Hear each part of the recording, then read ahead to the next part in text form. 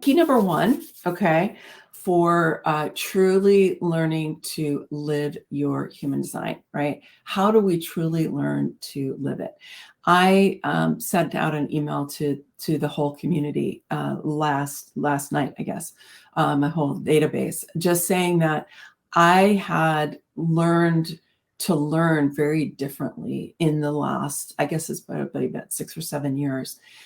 Certainly than I ever did when I was in graduate school or a professor inside of formal education, which oftentimes is relatively one way. And it's kind of like, you need to learn this information and you need to be able to analyze and get back to us about it. But it tends to not be experientially based, or how do we actually get a change going inside of us? We a lot of times replicate that way of learning when we come to any kind of learning that we do later in our life, right? That's because that's how we generally have been conditioned while we're in formal education.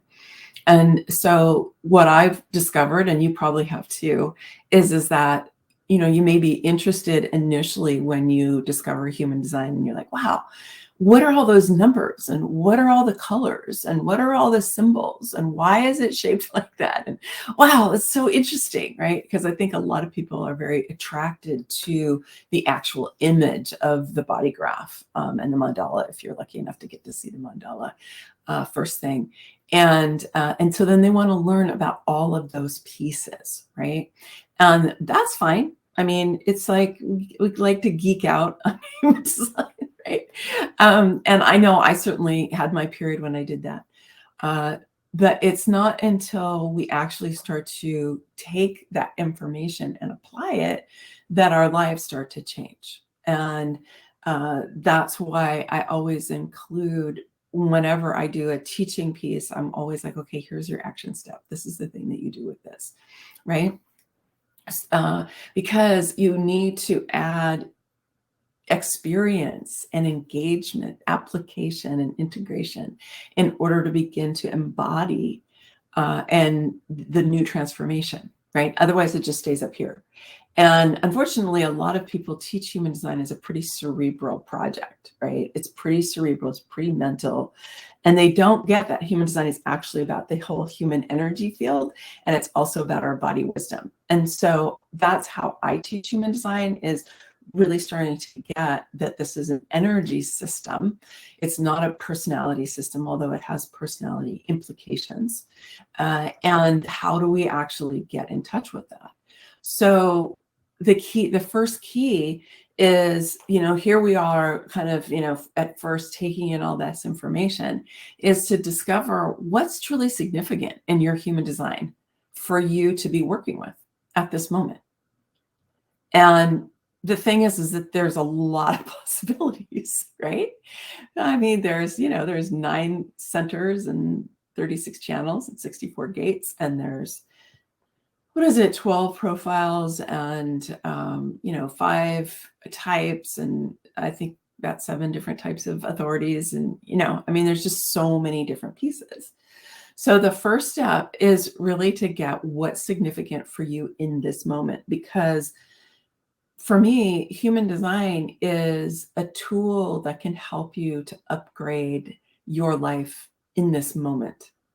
And so being able to discern what's relevant to you now. So when I do readings for people, I'm always like asking them at first, what's going on in your life? What's happening for you? What are some challenges that you've always had, maybe, or patterns you've always had, or why things seem to keep showing up for you over and over again? Things like that, frustrations you've had, because that's where I want to be able to dive in with people. And I want to say that, knowing what's truly significant, it's not as simple as your definition and your openness. I think of it as being able to identify your superpowers, and then to be able to identify where you really need to decondition. And so for me, my experience is that people can be just as conditioned in their definition, which is the colored parts of your chart, as they can be in the white parts of their chart, which is where they're open.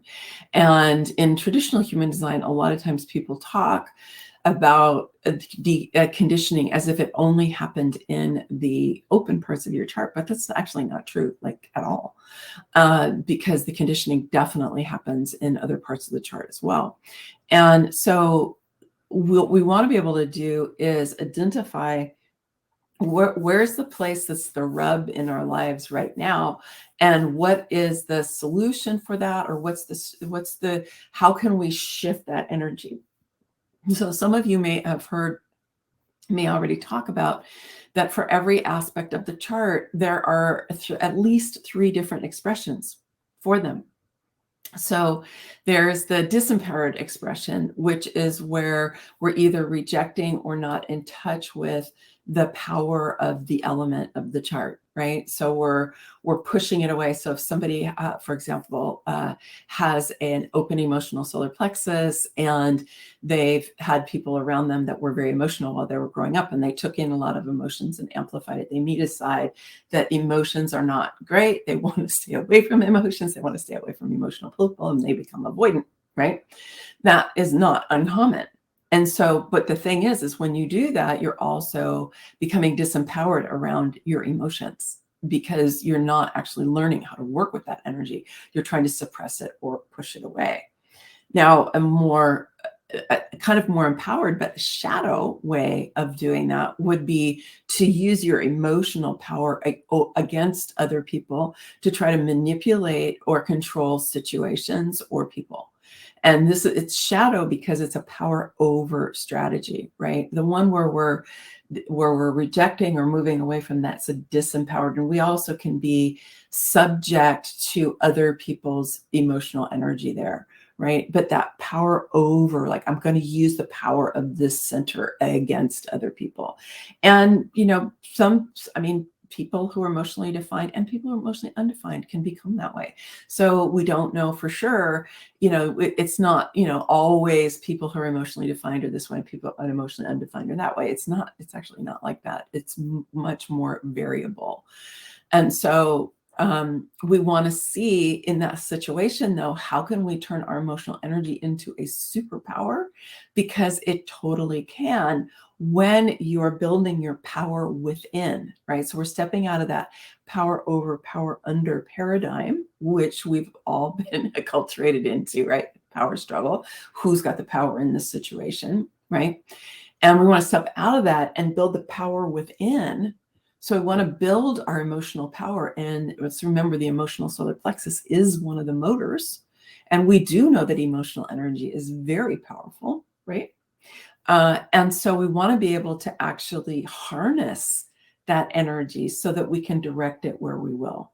And we want to develop our capacity to work with our reactivity, because we do react to stuff all the time, right? To work with our reactivity so that our kind of disempowered or our shadow aspect don't come out and take a hold of that energy and, like, either isolate us or drive us to, yell at people or something in a way, or manipulate people in order to try to deal with all that energy, right? So we want to be able to get into this more awakened and empowered aspect, and which is, we call it emotional wisdom, right? Which is pillar number 2, feminine sovereignty.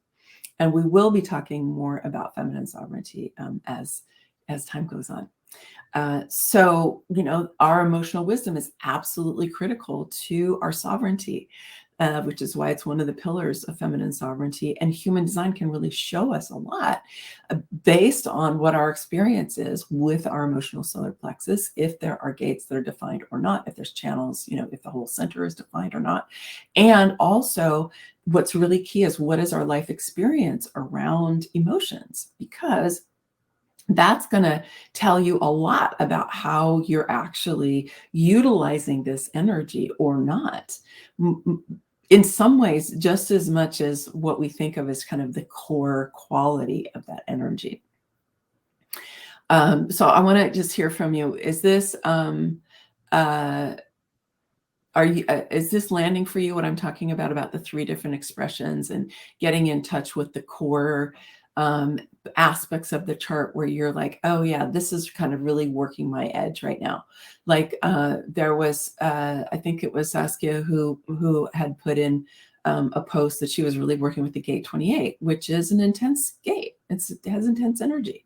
And it can be a huge ally. So she knows that's a place where she's going to be working right now. And if you're newer to human design and some of this is like going over your head, it's totally fine.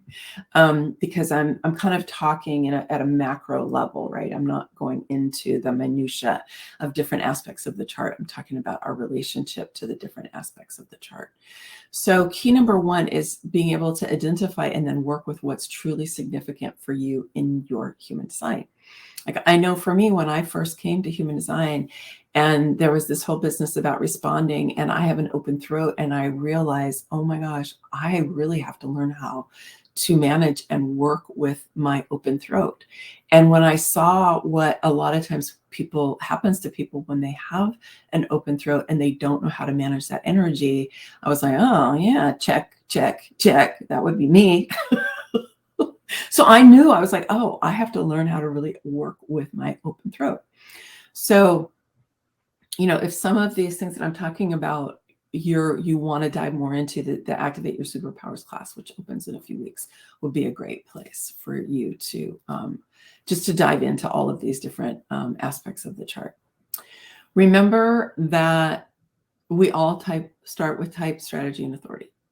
Okay, and that's why the course that's available to you in there, which is a curated set of videos from my YouTube channel, which I will continue to do more and more of, because I have a lot of teaching in there. And I think if I will just organize it and curate it for you, that it'll be easy for you to, go and find and work with. So one question I would have for you is, do you feel like you've really nailed your strategy and your authority? Because if you haven't, then I would say that's definitely a place that you want to focus, because you enter into the rest of the chart through your type, strategy, and authority. It's like a portal. And if you don't have that in place, you can start working on a gate and it's not going to be that accessible to you. Okay, so I'll just say that. This is good. This is good. All right, so key number 2, it has to do with practice. It has to do with practice because, if you think about really learning any new skill, right, like learning to play the piano or learning a sport or an art like dancing, or I've just been seeing some stuff on YouTube of these, gymnasts that are incredible. And you're like, oh my gosh, how many years have they had to practice to be able to get that way, right? And so we want to be able to practice, because the only way really to develop your relationship with your human design and to really get your authority and your strategy on board is through practice.